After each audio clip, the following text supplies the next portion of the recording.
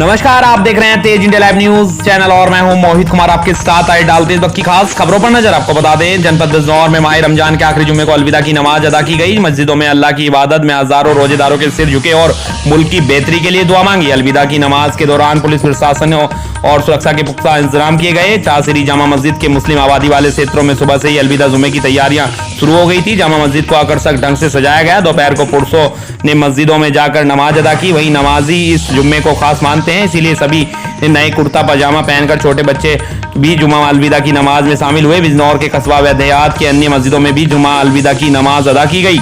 रमजान के सबसे आखिरी जुम्मे को अलविदा के नाम से पुकारा जाता है, क्योंकि उसके बाद कोई जुम्मा नहीं आता और सीधे ईद आती है। इसीलिए आखिर जुम्मे को पढ़ी जाने वाली नमाज अलविदा की नमाज कहलाती है। अलविदा जुम्मे की नमाज शहर की प्रमुख मस्जिदों में अकीकत के साथ अदा की गई। रोजेदारों ने नमाज अदा कर मुल्क में अमन चैन की दुआ की। बिजनौर से हमारे संवाददाता फहीम की रिपोर्ट। अलविदा जुमे की सभी नगरवासियों को बहुत बहुत मुबारकबाद और ईद उल फितर की अग्रिम बधाई।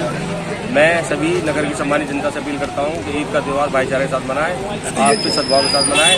नगर पालिका परिषद बिजनौर पूरी तरीके से मुस्तैद है।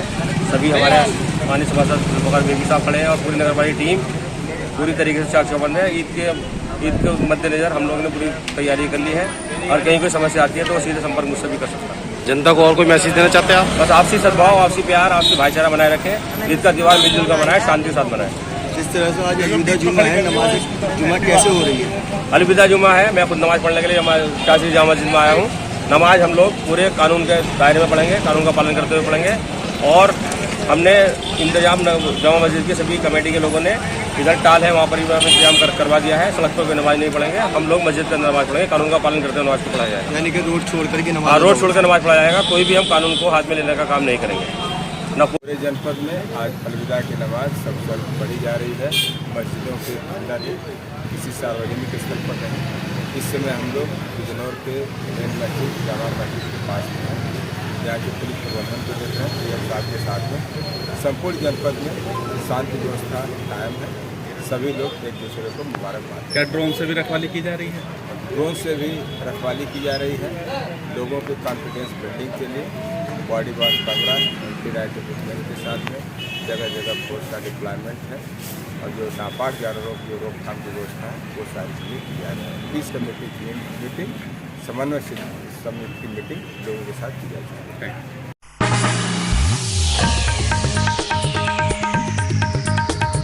चलते हैं इस बुलेटिन की अगली खबर पर नजर, जो कि आ रही है जनपद बिजनौर के नजीबाबाद से। नजीबाबाद के मोहल्ला शामली एमडीएस स्कूल के पीछे सैनी बस्ती में स्थित एक प्राचीन शिव मंदिर पर भूमाफियाओं ने पुलिस से साठगांठ कर अपना कब्जा कर लिया है। बस्ती वालों का कहना है कि लगभग 50 वर्षों से यहां पूजा अर्चना करते थे, परंतु 23 अप्रैल को महेश सैनी व रिंकू सैनी व इनकी माता मिथिलेश सैनी द्वारा मंदिर के गेट पर ताला लगा दिया गया। आज जब बस्ती वाले वैसाखी शिवरात्रि पर पूजा करने के लिए ताला खुलवाने के लिए बोला तो उन्होंने झगड़ा शुरू कर दिया। पूजा की थाली हाथ से लेकर फेंक दी, मार पिटाई कर दी और उल्टा बस्ती वालों के खिलाफ थाने में जाकर प्रार्थना पत्र दे दिया। मंदिर पर पूजा करने गई महिलाओं को उल्टा पुलिस ने डांट फटकार कर बस्ती वालों को मंदिर से बाहर निकलवा दिया और बाहर से ताला लगवा दिया। उस वक्त मिथिलेश सैनी व उनके पुत्रों को चाबी सौंप दी गई थी। एक तरफ से पूरे देश भर में योगी जी, मोदी जी मंदिर जैसे पवित्र स्थानों को सौंदर्यीकरण करने का प्रयास कर रहे हैं, यहीं दूसरी तरफ कुछ दूसरी मानसिकता के लोग मंदिर की भूमि पर पुलिस के साथ साठगांठ करके एक मोटी रकम बुलाकर भगवान के मंदिर पर भी अपना कब्जा कर रहे हैं। बस्ती वालों ने एसडीएम व क्षेत्राधिकारी को इस प्रकरण की पूरी जानकारी दी। उन्होंने आश्वासन दिया है कि हम इसकी जांच कराएंगे। मोहल्ले वालों ने इस बात को लेकर बड़ा रोष है। प्रशासन को जानकारी देने में भारतीय जनता पार्टी की नगर अध्यक्ष महिला मोर्चा मनीषा सैनी, मोनू वर्मा, बाशु मित्तल, सोनी सैनी, बिंदु देवी, भगवती शांति देवी, सुशीला सैनी, मंजू सैनी, लक्ष्मी देवी, अनीता सैनी व समस्त सैनी बस्ती की महिलाएं शामिल रही। नजीबाबाद से हमारे संवाददाता। हमारे चौकी इंचार्ज सत्येंद्र पुनिया जी आए थे जी। तो उन्होंने पहले तो हमें खूब डांटा, मतलब कि आपने ये क्या करा, क्यों पूजा करी, मत पूजा करते। और मैंने कही कि भाई आज तो महाशिवरात्रि है, हमें तो पूजा करनी थी। हमने इनसे बहुत रिक्वेस्ट करी, ताला खोल दो, ताला खोल दो। इन्होंने नहीं खोला तो उस पर सत्येंद्र पुनिया जी ने कहा और अंकित जी थे कि यही मंदिर मिला के आपको पूजा करने के लिए, आप दूसरे मंदिर में नहीं जा सकते क्या? ये किन के वर्ड थे? ये सत्येंद्र पुनिया जी के और अंकित जी के, जो चौकी प्रभारी जी हैं? जी जी, हमारे जो चौकी इंचार्ज हैं। अच्छा, आपको बोला? जी बिल्कुल, उन्होंने यही कहा। मैम, पुलिस ने क्या क्या बात हुई पुलिस से आपकी? ये बस उन्होंने यही कहा है कि आपने ताला क्यों तोड़ा, जब हम मना करके गए थे। और उसके बाद में हमने कहा कि हमने ताला खोलने के लिए उनसे कहा था, तो उन्होंने नहीं खोला। तो उसके बाद में उन्होंने गाली गलौज की हमारे साथ।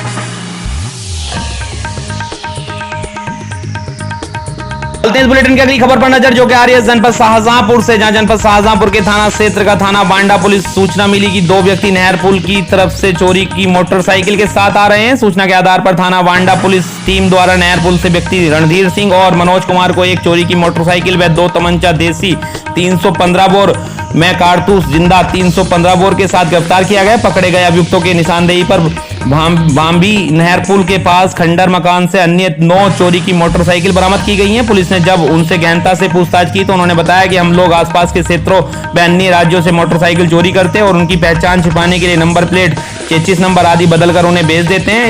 इन मोटरसाइकिलों की भी यह लोग नेपाल ले जाकर बेचने की फिराक में थे। मौके से बरामद फर्जी number motorcycle hero Honda Splendor plus DL 5BF 7525 उक्त मोटरसाइकिल अभियुक्त मनोज के बेनोई अजय शर्मा निवासी खजूरी भजनपुरा शारदा दिल्ली पास से लाई गई बताया गया, जो दिल्ली से चोरी हो गई थी। से इस मोटरसाइकिल को कनेक्ट किया जा रहा है। शाहजहांपुर से हमारे संवाददाता बिमलेश पंडित की रिपोर्ट। थाना बंडा को एक अंतर्राज्यीय ऑटो लिफ्टर्स को गिरफ्तार कर इनके कब्जे से 10 मोटरसाइकिल और 2 अवैध असलहे बरामद करने में सफलता प्राप्त हुई है। इनके नाम रणधीर और मनोज कुमार है। रणधीर थाना सिंधौली का है और मनोज कुमार थाना बंडा का रहने वाला है। इनके बारे में मुखबिर की सूचना थी कि इनके पास चोरी की गाड़ियां हैं जो ये जगह जगह से ले आते हैं और इनका विक्रय करते हैं। तो इस आधार पे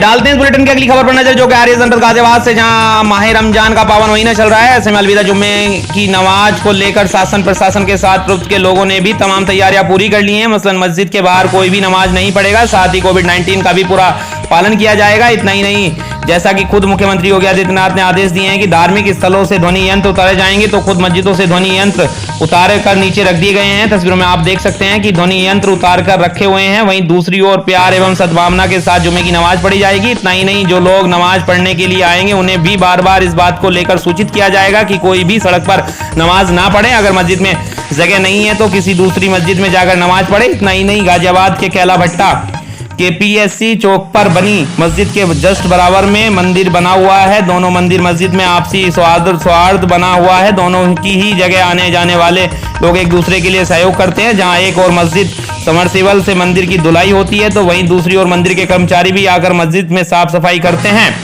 गाजियाबाद से संवाददाता समीर अब्बासी की रिपोर्ट। ये रमज़ान मुबारक का आखिरी जुम्मा होता है। लोग बड़े जोश व खरोश के साथ जुम्मे की नमाज अदा करते हैं और इसी के साथ साथ तैयारी ये है कि लोगों को बतला दिया गया है कि कोविड बढ़ रहा है, कि उसमें जो है तैयारी मास्क वगैरह का ख्याल रखें और लोगों को अपील की गई है कि अमन अमान सुकून के साथ इस जुम्मा की विदा को और इसी के साथ साथ और दीगर त्यौहार है ईद उल फितर वगैरह, उनको भी अमन सुकून के साथ मनाया जाए। मैं मोहम्मद ज़मीर बेग कासमी, शहर इमाम गाज़ियाबाद, तमाम मुसलमानों से ये अपील करता हूँ कि माह रमज़ानुल मुबारक का आखिरी जुमा और ईद उल फितर की जो नमाज है, हम इन दोनों नमाज़ों को सुकून के साथ, इत्मीनान के साथ, वक़ार के साथ अदा करेंगे और आपसी भाईचारे का, मेल मिलाप और मोहब्बत का, अमन व अमान का अपने मुल्क के अंदर पूरा और मुकम्मल ख़याल रखेंगे। जिस तरीक़े से हमने गुज़िश्ता त्योहारों में बिरादरान वतन का ख़याल रखा है और अपने त्योहारों में उनको शामिल किया है, इसी तरीक़े से हम अपने बिरादरान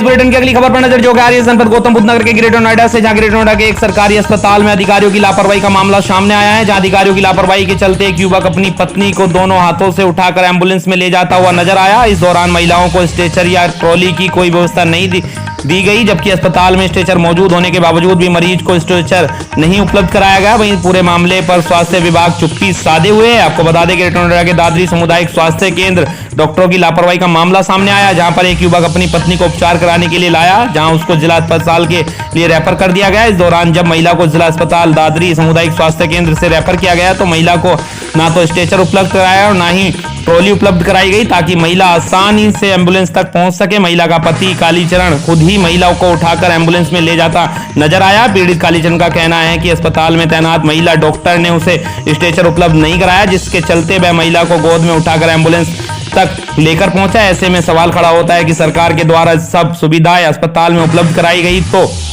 उसके बावजूद भी अस्पताल में तैनात डॉक्टरों की लापरवाही के चलते मरीज को दिक्कत का सामना करना पड़ा। गौतम बुद्ध नगर के ग्रेटर नोएडा से हमारे संवाददाता मोहम्मद अली की रिपोर्ट।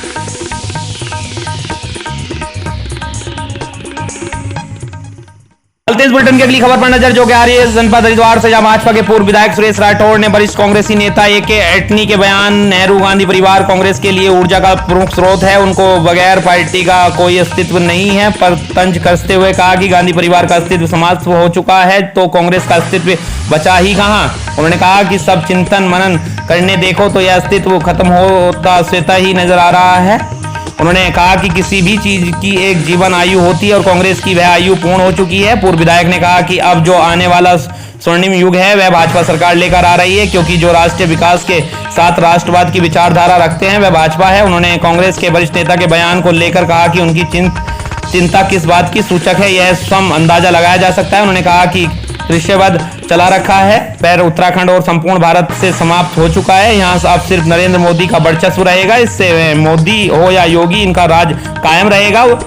हरिद्वार से संवाददाता तरुण सिंह की रिपोर्ट। अस्तित्व नहीं रहा तो कांग्रेस का अस्तित्व कहाँ से होगा। सब लोग चिंतन मनन करके देखें, आज गांधी परिवार का अस्तित्व समाप्त हो गया और जैसे गांधी परिवार का अस्तित्व समाप्त हो गया तो कांग्रेस का अस्तित्व भी समाप्त हो गया। हर व्यक्ति की कोई ना कोई जीवन आयु होती है तो वो जीवन आयु पूरा कर चुकी है।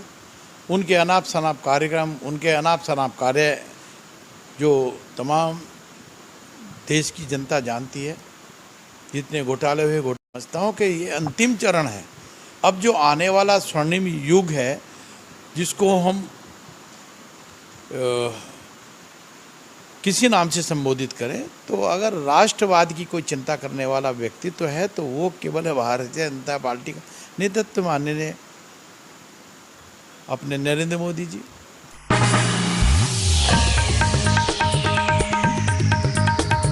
डालते हैं इस बुलेटिन की अगली खबर पर नजर, जो कि उत्तराखंड के जनपद हरिद्वार से आ रही है। आपको बता दें यूपी की तर्ज में हरिद्वार में भी नहीं रुकने को तैयार है धामी का बुलडोजर। लगातार अवैध निर्माण पर चल रहा है बुलडोजर। आपको बता दें इसी क्रम में जिलाधिकारी विनय शंकर पांडे के निर्देशों पर अवैध निर्माण पर किए जा रहे हैं ध्वस्त। भूमाफियाओं के हौसले हो रहे पस्त। हाल ही का मामला रोशनाबाद में नाले के पास हुए अवैध निर्माण को लेकर लोगों में चर्चाओं का बाजार गर्म है। जिलाधिकारी उपाध्यक्ष हरिद्वार रुड़की विकास प्राधिकरण श्री विनय शंकर पांडे के आदेशों के क्रम में हरिद्वार रुड़की विकास प्राधिकरण द्वारा लगातार कई अवैध संपत्तियों को सील करने, अवैध निर्माण को ढहाने तथा अवैध प्लॉटिंग को ध्वस्त करने की कार्रवाई लगातार की जा रही है। उसी कड़ी में शुक्रवार को सुमन नगर क्षेत्र में 6 अवैध कॉलोनाइजर की चल रही लगभग 72 बीघा अवैध प्लॉटिंग के ध्वस्तीकरण सील करने की कार्रवाई की गई है। हरिद्वार से संवाददाता रणविजय सिंह की रिपोर्ट।